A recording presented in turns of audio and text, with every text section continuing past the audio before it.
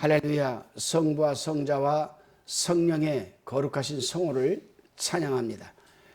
오늘 이 강의 큐티 말씀을 나누는 동안에도 우리 성삼위 하나님께서 여러분에게 채워주시는 평안과 또 소망 또 축복이 함께 하시기를 바랍니다. 오늘은 시편 147편 1절로 20절의 말씀을 가지고 찬양의 시라는 주제로 나누어 봅니다. 본 시편 147편은 이스라엘 백성들이 바벨론의 포로 생활에서 해방되어서 예루살렘으로 돌아와서 성전과 성 그리고 성곽과 성문을 재건하고 봉헌식을 드릴 때 부른 노래입니다. 이 내용이 느헤미야 12장 27절로 43절에 자세히 기록이 되어 있습니다. 이러한 사실은 본문 2절과 13절이 동사의 시제가 과거 완료형으로서 과거에 이미 일어난 사건을 암시하는 데서 확인할 수 있습니다. 이제 본문 1절로 6절까지를 살펴보면 시인은 수십 년 동안이나 포로 생활을 하면서 그리워하던 예루살렘 성으로 이스라엘 백성들을 돌아오게 하신 하나님께 감사와 찬양을 지금 돌리고 있습니다. 그렇습니다.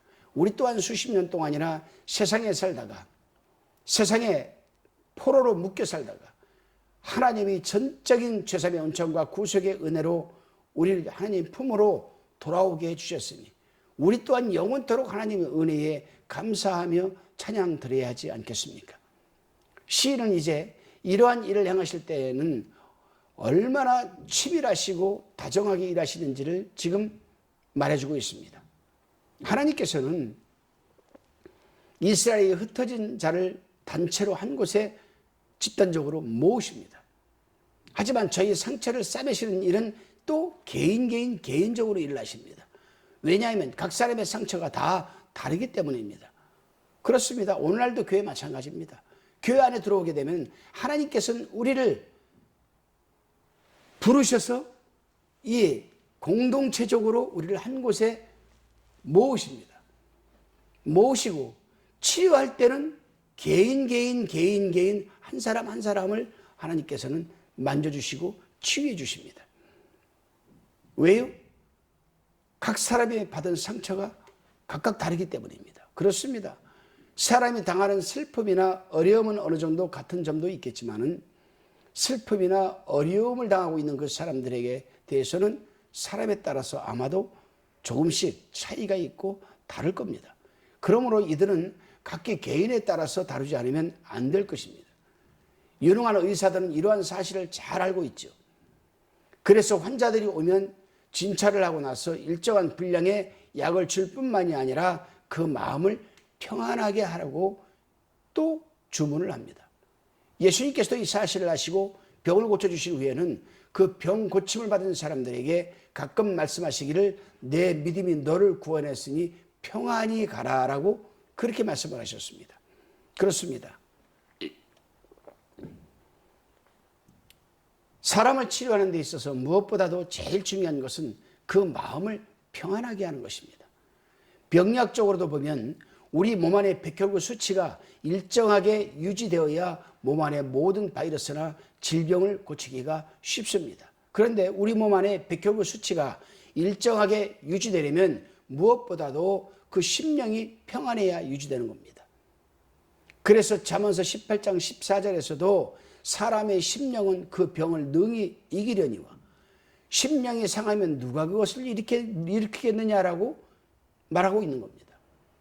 여러분, 큰 병이든 작은 병이든 불치병이든 아니든 환자들에게 가장 중요한 것은 예수님이 채워주시는 평안입니다. 이 평안이 걱정, 근심을 물러가게 하고 내 몸 안에 있는 혈액 속에 있는 백혈구 수치가 일정 유지하면서 바이러스나 병든 것을 고치게 되는 줄 믿으시기를 바랍니다. 다시금 본문 7절로 11절까지를 우리가 살펴보게 되면은 이제 시인은 7절에서 감사함으로 하나님을 찬양하자고 합니다. 감사할 또 조건들을 말하고 있습니다. 어떤 나라에는 겨울과 여름이 있고 어떤 나라에는 비철과 가무는 그런 철이 있습니다. 어떤 경우에 있어서나 사람과 다른 동물들은 비가 내려 생기를 주고 성장할 수 있게 되기를 우리는 바라고 있습니다. 우리가 시편 135편에서 천둥 번개의 유익함에 대해서 말씀드린 적이 제가 있습니다. 마찬가지로 비가 내리지 않으면 어떠한 어려움이 닥쳐온다는 것을 잘 알고 있으므로 비가 내려 풍성하게 되는 것을 당연한 일로만 생각해서는 안 되는 겁니다. 그리고 이러한 이 비는 들과 산의 초목을 풍성하게 자라도록 하여서 들짐승과 공중의 새들에게 먹을 것을 공급하게 해야 합니다. 이것은 분명 우리가 마땅히 감사할 조건입니다. 그렇습니다. 하나님이 다스리는 이 세상에는 우리가 알지 못하는 오묘하고 깊은 뜻과 섭리가 또 다스림이 통치하심이 담겨져 있습니다. 이러한 가운데 우리가 잊지 말아야 할 것은 세상의 모든 수한 원리와 법칙은 모두 생명과 연관되어 있다는 사실입니다. 그렇습니다, 여러분. 우리가 생명을 갖게 되는 것은 전적으로 하나님의 은혜입니다. 그러므로 우리가 하나님의 은혜를 깨닫고 감사한 마음과 태도를 가지면 하나님의 마음을 기쁘시게 하는 것이 아니겠습니까? 우리 군대의 강함이나 과학의 발전이나 또는 경제의 강대함이 하나님을 기쁘시게 하는 것 절대로 아닙니다.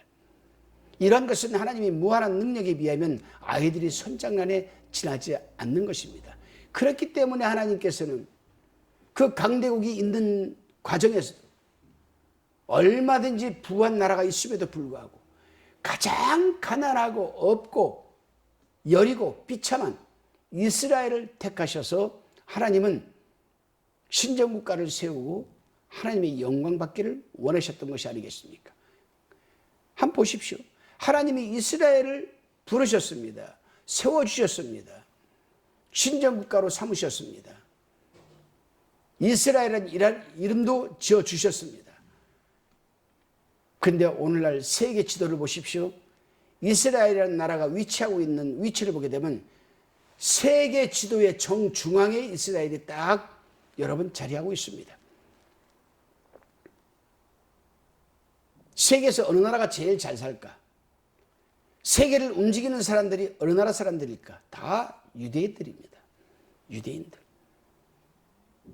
알게 모르게 다 영향력을 행사하는 자들은 다 유대인들입니다. 메이저 대회사들 보십시오. 수장들이 다 유대인들 아니겠습니까? 그래요, 여러분. 우리가 우리 자신의 능력과 위대함에 깊은 관심을 가질 때에는 하나님이 없이 사는 것으로 만족하게 여깁니다. 그러나 하나님은 겸손한 자, 곧 스스로 약하고 무지함을 알고 하나님께 의지하는 자를 하나님은 세워주고 존귀하게 또한 세워주십니다. 그래서 시인은 11절에서 자기를 경외하는 자와 그 인자하심을 바라는 자들을 기뻐하시는도다라고 지금 말하고 있는 겁니다. 시인은 이제 평강과 번창함을 주시는 하나님께 찬양을 돌리라고 호소하고 있습니다. 하나님께서는 당신을 의지하는 자들을 두려움 없이 살게 하실 수 있습니다. 본문 20절에 보면은 자연계의 모든 신비스럽고 놀라운 일을 주관하시는 하나님은 또한 당신의 말씀을 이스라엘 백성들에게 계시하신 분이십니다. 그렇습니다, 여러분. 이 세상의 모든 사람들이 바라고 원하는 평강과 번창함은 하나님의 손길에 달려 있습니다.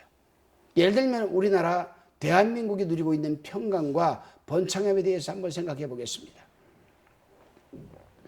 우리나라에 미국을 비롯한 세계 여러 나라의 선교사들이 복음을 들고 이 땅에 들어오기 전에 그때는 우리 민족이 미개한 민족이라는 소리를 들을 만큼 가난하고 외세의 침략을 받아 평강보다는 늘 두려움 속에서 살았습니다만 우리 선조들이 복음을 받아들이고 말씀을 붙들고 감사한 마음으로 순종하는 열심을 보이자 하나님께서는 세계 그 어떤 나라보다도 짧은 기독교 역사 속에서 잘 사는 부강한 나라로 세워주셨다는 사실입니다.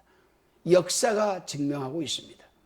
그러면 우리는 그 하나님께 감사와 찬양을 세세토록 돌려드려야 하지 않겠습니까? 비록 지금 내 가정이 어렵고 힘들고 지쳐서 걸음더미에 처박혀 있다 할지라도 하나님께 간구하십시오. 하나님께서 이렇게 세워주실 것을 믿으시고 고백하십시오. 하나님께서는 한순간에 겸손해진 여러분의 모습을 보고 걸음더미에서 일으켜 세워주실 것입니다. 그날이 오늘 한날이 되시기를 주님의 이름으로 축원합니다. 기도합니다. 주님, 저희 같은 죄인을 하나님 품으로 돌아오게 하셔서 주의 종 반열에 세워주시는 은혜를 감사합니다. 무지하고 우둔한 우리 생각대로 살지 말게 도와주시고 하나님의 기쁘시고 오묘한 섭리에 순종하는 사람을 살게 하옵소서. 감사드리오며 살아계신 예수님의 이름으로 기도드리옵나이다. 아멘.